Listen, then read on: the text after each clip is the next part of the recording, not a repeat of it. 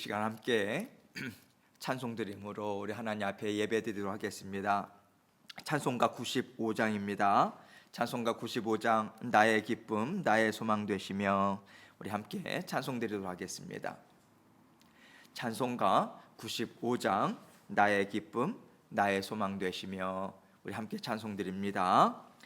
나의 기쁨 나의 소망 되시며 나의 생명이 되신 주 밤낮 불러서 찬송을 드려도 늘 하신 마음 뿐일세. 나의 사모하는 선한 목자는 어느 꽃다운 동산에 양의 무리와 늘 함께 가셔서 기쁨을 함께 하실까. 길도 없이 거친 넓은 들에서 갈 길 못 찾아 애쓰며 이리저리로 헤매는 내 모양 저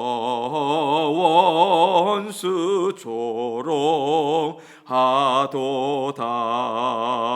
주의 자비롭고 화평한 얼굴 모든 천사도 반기며 주의 놀라운 진리의 말씀에 천지가 화답하도다. 나의 진정사모하는 예수님 음성조차도 반갑고 나의 생명과 나의 참 소망은 오직 주 예수 뿐일세.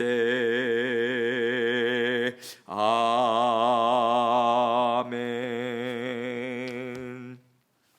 기도하겠습니다. 사랑이 많으시고 은혜가 풍성하신 아버지 하나님 감사합니다. 날마다 하루하루의 삶 가운데 여러 가지 일들이 있고 때로는 저희가 마음이 낙심이 되고 또 미래에 대한 두려움에 또 그 자리에 앉아 있을 때도 있습니다. 그러나 우리 주님께서는 늘 말씀을 또 생각나게 해주시고 우리 성령님께서는 그 말씀들이 우리 각자를 향한 아버지 하나님의 뜻이고 또 온전한 음성임을 깨달아 알 수 있도록 인도해 주셔서 감사합니다. 아버지 하나님, 우리가 홀로 인생길을 걷는 것이 아니라 성령 하나님께서 우리 마음 가운데 늘 내주하시고 우리의 마음과 생각도 지켜주시고 우리의 삶의 모든 상황도 인도하여 주심을 믿고 감사합니다. 오늘도 생명의 말씀 저희 각자에게 들려주실 때 아버지 하나님께서 이 말씀을 통해서 성령 하나님께서 우리 각자에게 들려주시고자 원하시는 하나님의 기뻐하시는 뜻이 무엇인지 아버지 밝히 깨달아 알 수 있도록 도와주시고 아버지 이 말씀 또한 우리 삶 가운데 실천하고 살아내는데 주님만 온전히 의지할 수 있도록 주님 도와주옵소서. 늘 아름다운 열매 맺게 하시고 아버지 하나님 앞에 아버지 하나님 향기로운 예물 될 수 있도록 도와주셔서 감사하고 이 시간 부족한 아버지 저의 입술을 주장하시며 주님께서 기뻐하시는 아버지 하나님의 뜻 온전히 증거할 수 있도록 주님 함께하여 주옵소서. 예수 그리스도의 귀하신 이름으로 기도합니다. 아멘. 하나님 말씀 시편 16편 5절로 11절 말씀입니다. 시편 16편 5절로 11절 말씀, 제가 읽도록 하겠습니다. 시편 16편 5절로 11절. 여호와는 나의 산업과 나의 잔의 소득이시니 나의 분깃을 지키시나이다. 내게 줄로 재어준 구역은 아름다운 곳에 있으며 나의 기업이 실로 아름답도다. 나를 훈계하신 여호와를 송축할지라. 밤마다 내 양심이 나를 교훈하도다. 내가 여호와를 항상 내 앞에 모시며 그가 나의 오른쪽에 계심으로 내가 흔들리지 아니하리로다. 이러므로 나의 마음이 기쁘고 나의 영도 즐거워하며 내 육체도 안전히 살리니 이는 주께서 내 영혼을 수월에 버리지 아니하시며 주의 거룩한 자를 멸망시키지 않으실 것임이니이다. 주께서 생명의 길을 내게 보이시리니 주의 앞에는 충만한 기쁨이 있고 주의 오른쪽에는 영원한 즐거움이 있나이다. 아멘. 오늘 본문 말씀은 이제 다윗이 하나님께서 자신에게 어떤 분이신가, 그거에 대한 고백으로 시작을 합니다. 5절 말씀을 봅니다.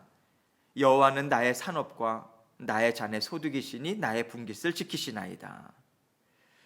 여기서 나의 산업 또 나의 잔의 소득, 이 두 가지는요, 하나님께 받을 유산의 목, 또 나에게 필요한 모든 복, 이것을 가리킵니다. 다윗이 지금까지 하나님께서 주신 그 몫의 인생을 살아왔어요. 하나님께서 인생을 허락하실 때 각자에게 허락하시는 그 몫이 있습니다. 하나님의 기뻐하시는 뜻에 의해서 하나님의 섭리 가운데 주신 거죠. 그리고 그 인생 가운데 누리는 좋은 것들, 그리고 지금 누리고 있는 모든 필요한 것들, 필요한 모든 것들을 하나님으로부터 나온다, 받는다. 그 이 고백이 이 말씀 가운데 담겨져 있는 거죠. 하나님은 나의 모든 것 되십니다. 지금까지 살아온 것, 지금도 살아내는 것, 모든 것 되십니다. 모든 것이 주님으로부터만 나옵니다. 이 신앙 고백을 지금 하나님 앞에 드리고 있는 거예요. 또 다윗은요, 나의 분깃을 지키시나이다. 하나님께서 그의 분깃을 지킨대요. 분깃이라고 하는 단어도 몫이라고 하는 단어예요. 그런데 이것은요, 앞으로 하나님께서 그에게 허락하실 모든 복을 가리킵니다. 이 의미가 담겨져 있어요.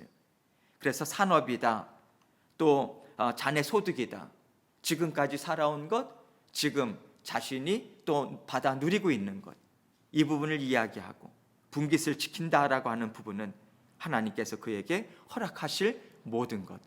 그래서 새번역 성경은요, 이 구절을 나의 미래는 주님이 책임지십니다, 이렇게 어감을 살려서 번역을 했어요.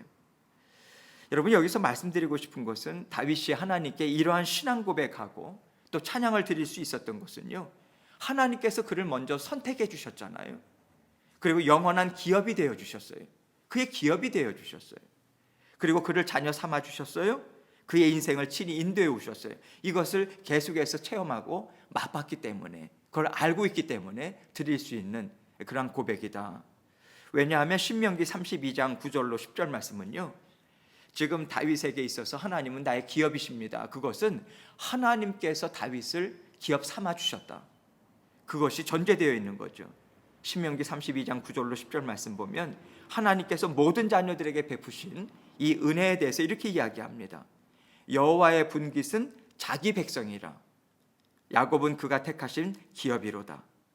여호와께서 그를 황무지에서 짐승이 부르짖는 광야에서 만나시고 호위하시며 보호하시며 자기의 눈동자같이 지키셨도다, 이렇게 이야기합니다.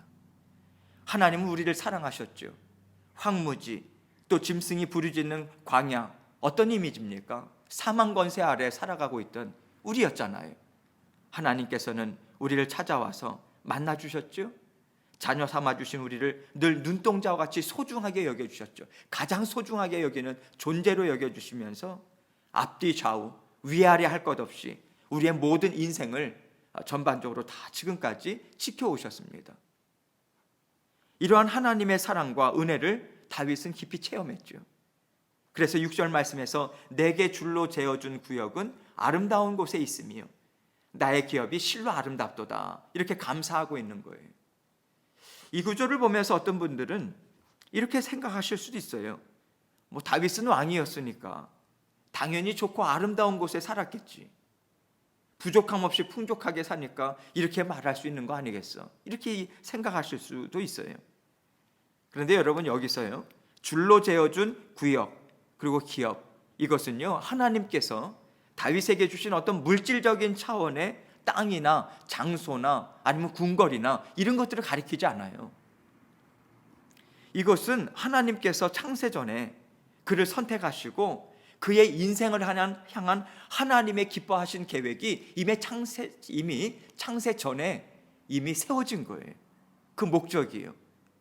그래서 하나님께서는 다윗이라고 하는 인생이 하나님 품에 있었어요. 그래서 그에게 하나님께서 그를 하나님의 가장 적절한 때에 이 땅에 보내시고 태어나게 하시고, 하나님께서 가지고 계신 그 섭리, 그 목적하에 각자의 삶 가운데 하나님께서 줄로 재어주듯이 하나님께서 살아가는 공간이나 그에게 하나하나 허락하시는 인생의 여정, 모든 삶, 이 땅에서의 모든 삶, 그러한 것들을 가리키는 거죠. 그래서 지금 다윗은요, 하나님께서 허락하셔서 나에게 주신 모든 삶이 참 아름답습니다, 이렇게 고백하고 있는 거예요.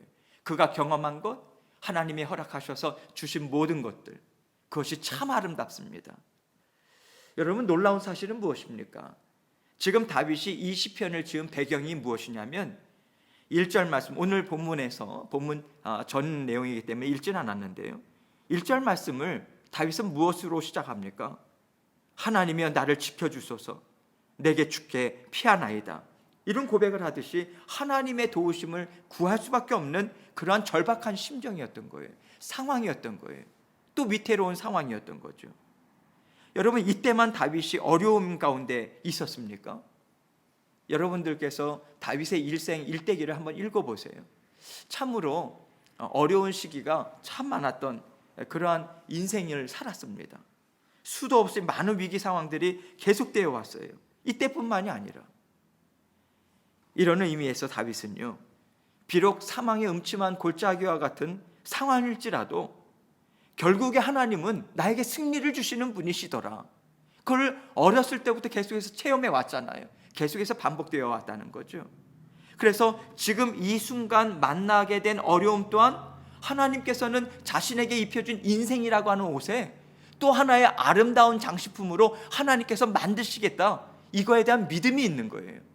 하나하나 고난이었지만, 어려움이었지만 하나님은 아름다운 장식물로 차게 하실 것이다, 그것에 대한 믿음. 그래서 믿습니다. 때로는 여러분, 어떤 분들은 다윗을 생각할 때 감히 우리가 흉내낼 수 없는 그런 신앙의 위인 아니었겠는가, 그래서 그러한 고백을 할 수 있었던 것이지 우리와는 다른 사람이다. 여러분, 7절 말씀을 보세요. 7절 말씀을 통해서 우리가 깨달아야 하는 부분이 분명하게 있는 거죠. 7절 말씀, 나를 훈계하신 여호와를 송축할지라, 밤마다 내 양심이 나를 교훈하도다, 이렇게 이야기합니다. 훈계하신이라고 하는 단어는요, 함께 살고 계신 성령께서 그의 마음과 생각을 인도해 주신 것을 의미해요. 훈계하시고 훈도하시고 그의 마음과 생각을 인도해 주신 거예요. 왜냐하면 힘들고 어려울 때마다 그도 사람인지라 넘어지려 하는 연약한 그의 마음을 다윗도 잘 알고 있는 거죠. 요동치는 거예요. 그것을 붙잡아 주십니다.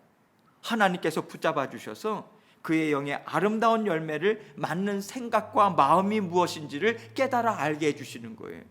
그것을 생각나게 해주시는 거죠. 다윗은 그것을 고백하고 있는 거죠. 나를 훈계하신 여호와를 송축할지라. 여러분, 이것은 그에게 저절로 이루어진 게 아니죠. 다윗도 하나님께서 인도해 주시는 마음과 생각을 붙잡고 살기 위해서 하나님과 하나님이 주신 말씀에 집중하고자 애를 쓰는 노력을 한 거예요. 우리는요, 이것을 밤마다 내 양심이 나를 교훈하도다, 이렇게 다윗이 표현하고 있죠.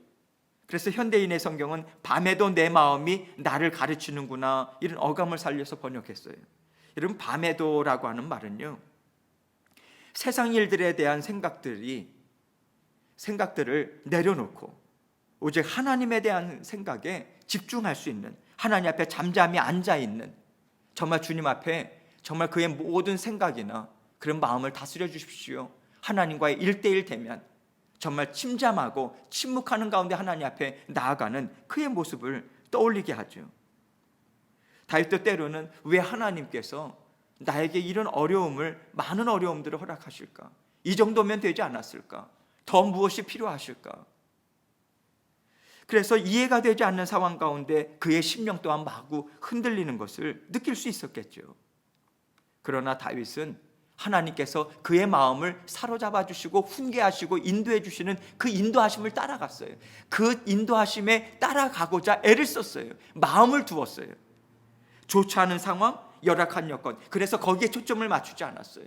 하나님은 왜냐하면 나만 바라보라고 하는 마음에 하나님께서 깨달음을 계속해서 주고 계신 거죠.